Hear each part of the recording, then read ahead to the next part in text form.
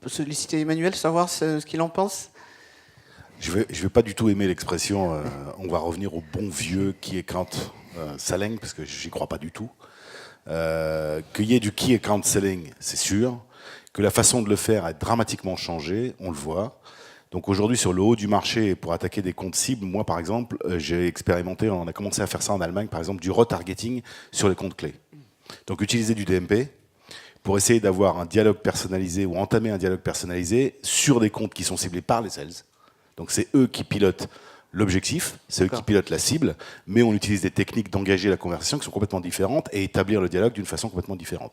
Donc je voudrais juste évacuer le « on va revenir ». Par contre, je suis d'accord sur l'idée que on doit combiner du inbound et du outbound, en particulier sur le haut du marché, pour arriver à cibler les efforts et engager un type de relation et un type de dialogue qui est différent. Quand je dialogue avec Total, je vais certainement pas avoir le même type de relation, le type d'investissement que lorsque je dialogue avec du SMB. J'ai besoin de faire du volume, l'acte de vente, le coût moyen du deal est pas du tout le même.